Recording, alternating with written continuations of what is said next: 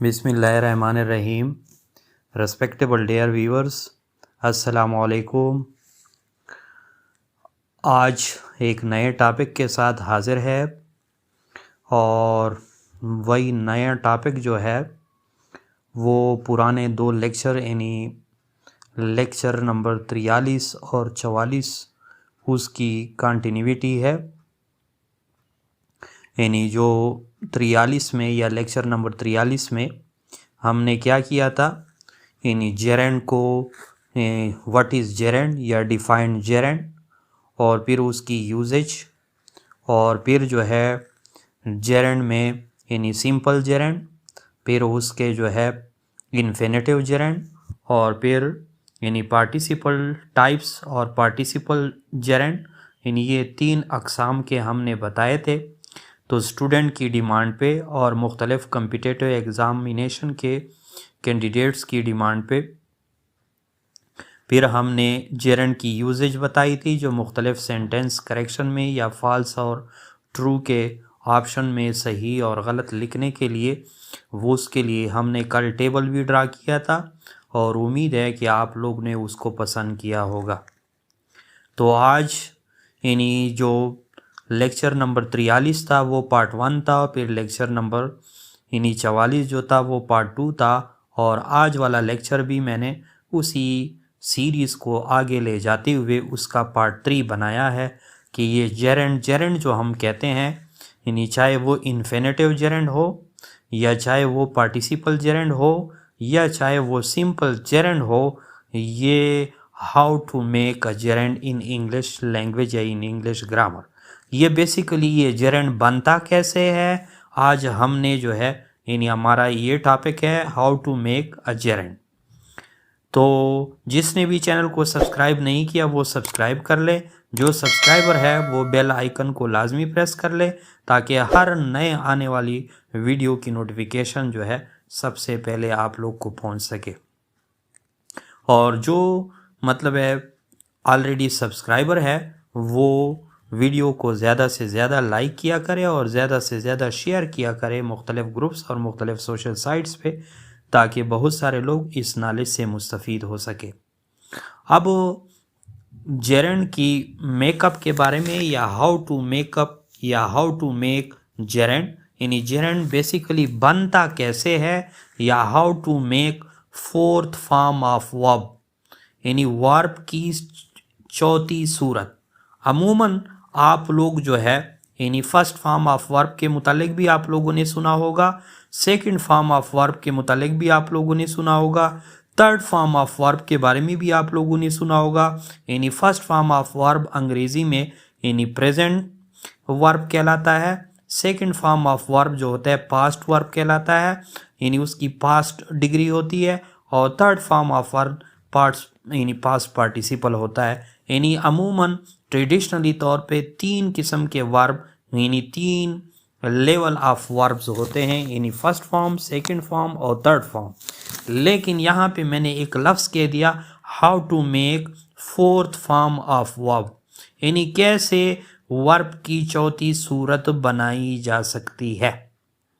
ठीक है, तो ये जो है एक नया कंसेप्ट है, क्योंकि हमारे चैनल की खासियत ये रही है कि हम कंसेप्चुअलिटी का पीछा करते हैं और नई नई चीज़ों और नई नई इनोवेटिव और क्रिएटिविटी बेस्ड लेक्चर पे आप लोगों को जो है यानी आप लोग के लिए तैयार करते हैं, ताकि आप लोग की इंग्लिश लैंग्वेज की या ग्रामर की जो लर्निंग है उसमें डेली बेसिस पे इजाफा हो।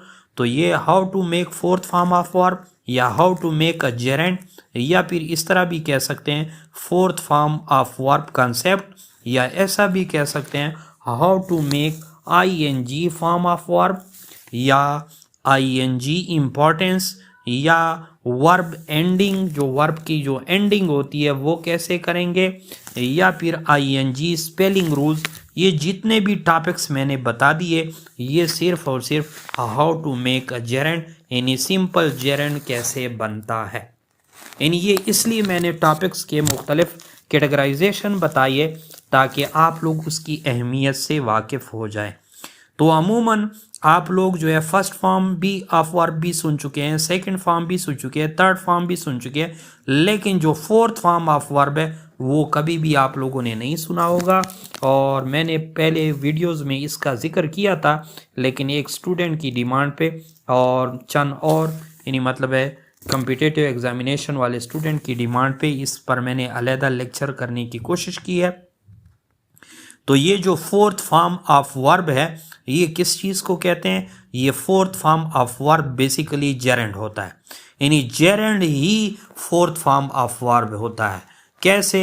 यानी पहले जो आप लोग यानी प्रेजेंट, पास्ट और पास्ट पार्टिसिपल पढ़ चुके हैं, यानी फर्स्ट फॉर्म ऑफ वर्ब में फॉर एग्जांपल अगर कोई लफ्ज़ पढ़ा है जिस अपनी हालत में है, जैसे फॉर एग्जांपल बाई, तो ये उसकी प्रेजेंट फॉर्म है या फर्स्ट फॉर्म ऑफ वर्ब है।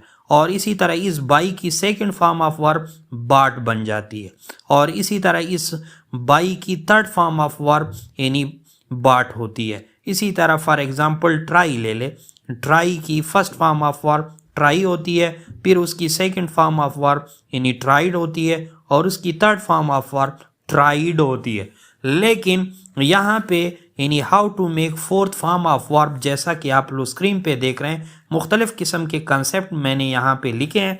तो आप लोग बेसिकली क्या सीख रहे हैं? यानी जेरेंड सीख रहे हैं। तो जेरेंड किस तरह बनता है, क्या क्या जो है उसकी ज़रूरत होती है, और ये जेरेंड जो हम अमूमन आप लोग को बता चुके हैं पहले लेक्चर में पार्ट 1 और पार्ट 2 में, कि वर्ब की पहली सूरत होती है यानी V1 होता है, यानी फर्स्ट फॉर्म ऑफ वर्ब होता है, और उसके साथ ING लगा के ये जेरेंड बन जाता है। इन्फिनेटिव में क्या होता है? यानी टू लगा के वो इन्फिनेटिव जेरेंड बन जाता है।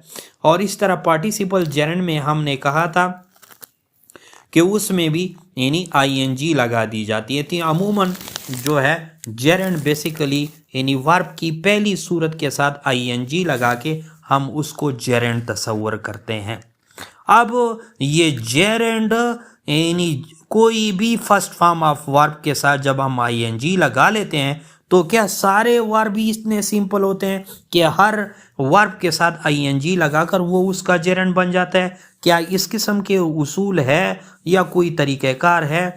तो हमने चंद उसूल आप लोग के लिए यानी सर्च आउट किए हैं, जो हर वर्ब के साथ ING लगा के जेरेंड नहीं बन सकता, और न फर्स्ट फॉर्म ऑफ यानी ना हर फर्स्ट फॉर्म ऑफ वर्ब के साथ ING लगा के जेरेंड बनाया जा सकता है, बल्कि ING के कुछ रूल्स होते हैं, ING के स्पेलिंग के कुछ रूल्स होते हैं, और कुछ वर्ब एंडिंग के रूल्स होते हैं, कुछ ING की इम्पॉर्टेंस होती है, या how to make a gerund, या जेरेंड बेसिकली बनता किस तरह है।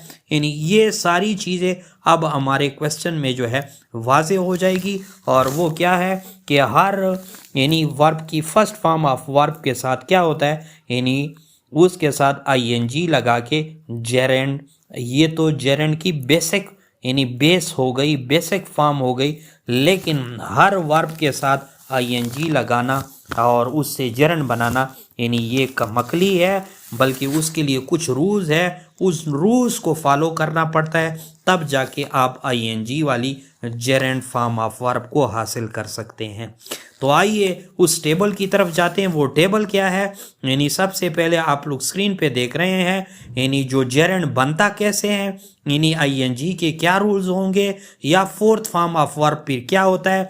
यही फोर्थ फॉर्म ऑफ वर्ब होता है कि वर्ब की पहली सूरत और ING जब आपस में मिल जाती है, और उसको अंग्रेज़ी में हम जेरेंड भी कहते हैं, और उसे फोर्थ फॉर्म ऑफ वर्ब भी कहते हैं।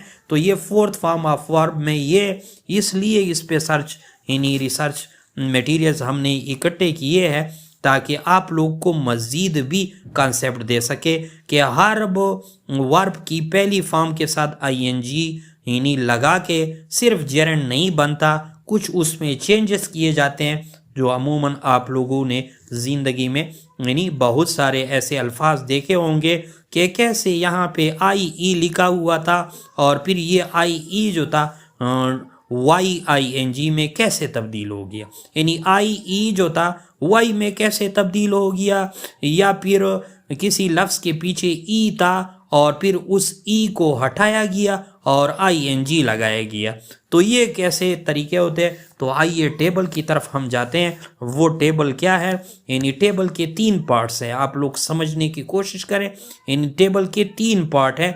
यानी पहले पार्ट, यानी आप लोग राइट साइड पे देख रहे हैं, तो राइट साइड में लिखा हुआ है वर्ब एंडिंग इन, यानी जहां पे वर्ब का इख्तिताम हो रहा होता है, वर्ब एंडिंग इन, यानी वर्ब का इख्तिताम। यानी ये बेसिकली हम वर्ब के साथ, क्योंकि gerund first form of verb plus ING से बनता है, तो यहाँ पर यानी इस टेबल में पहले राइट साइड पे यानी क्या लिखा हुआ है? वर्ब एंडिंग इन, यानी जिस पे वर्ब का इख्तिताम हो रहा होता है। और फिर उसके साथ यानी दूसरा यानी दरमियान वाला क्या है? How to make ING form, यानी कैसे उसके साथ आईएनजी ऐड की जा सकती है, या कैसे उसकी आईएनजी फॉर्म बनाई जा सकती है, या इस तरह भी कह सकते हैं how to make the gerund of any verb, या वर्ब की कैसे जेरेंड बनाई जा सकती है, या इस तरह भी कह सकते हैं कि how to make the fourth form of verb, यानी वर्ब की चौथी सूरत कैसे बनाई जाती है। और आखिर में या लेफ्ट साइड पे एग्जाम्पल्स है, ताकि उन एग्जाम्पल्स को आप लोग नोट कर लें। और इसी तरह ये आप लोग के लिए एक्टिविटी बेस्ड लेक्चर है, क्योंकि हम कोलैबोरेटिव और एक्टिविटी बेस्ड यानी लेक्चर इसी वजह से तैयार करते हैं, ताकि प्रैग्मेटिक अप्रोच अपनाते हुए आप लोगों को प्रैक्टिकलिटी के साथ यानी चीज़ क्लियर करवाए और आप लोग का कंसेप्ट क्लैरिफाई हो। तो सबसे पहले वर्ब एंडिंग में पहला चीज़ लिखा हुआ है मोस्ट वर्ब्स, यानी बाज यानी ऐसे वर्ब्स होते हैं, मोस्ट वर्ब यानी अक्सर वर्ब्स ऐसे होते हैं जो कि सिंपल सीधे सादे होते हैं, और उसके लिए किसी और चीज़ों की ज़रूरत नहीं बनती, बल्कि सिर्फ उसके साथ आईएनजी यानी सिंपली तौर पे ऐड की जाती है। ये तो सिंपलेस्ट फॉर्म ऑफ जेरेंड है, या ये तो simplest form of fourth form of verb है। यानी बाज या बहुत सारे वर्ब्स ऐसे होते हैं जो सिंपल आईएनजी के ऐड करने से क्या हो जाते हैं? फोर्थ फॉर्म में ऑफ वर्ब में कन्वर्ट हो जाते हैं या जेरेंड बन जाते हैं। कैसे? जैसा कि एग्जाम्पल में आप लोग देख रहे हैं, यानी लेफ्ट साइड पे से सेइंग, यानी से आईएनजी लगा के सेइंग, और गो से गोइंग, और वॉक से वॉकिंग। ये तो हो गया यानी मोस्ट वर्ब्स के बारे में, जो इंतहाई मतलब है सिंपल सीधे सादे, और उसके में कोई तब्दीली नहीं की जाती। नंबर 2 टेबल के दूसरे पार्ट में आप लोग देख रहे हैं, यानी दूसरे नंबर पे 1 वावल प्लस 1 कॉन्सोनेंट, और फिर क्या लिखा हुआ है कि कैसे उसमें तब्दीली करेंगे। यानी हर चीज़ हमने जो है उसमें मेंशन की है। अगर वर्ब यानी किसी वर्ब के अंदर, अगर किसी वर्ब के अंदर यानी आखिरी 2 अल्फाज, कौन से आखिरी 2 अल्फाज में यानी अगर किसी वर्ड के अंदर आखिरी 2 लेटर यानी आखिरी 2 उरूफ, यानी अगर पहला लेटर जो है वावल हो और दूसरा कॉन्सोनेंट हो, तो क्या किया जाता है? तो उसमें आखिरी कॉन्सोनेंट वर्ड को डबल किया जाता है और फिर उसके साथ आईएनजी लगाई जाती है। कैसे?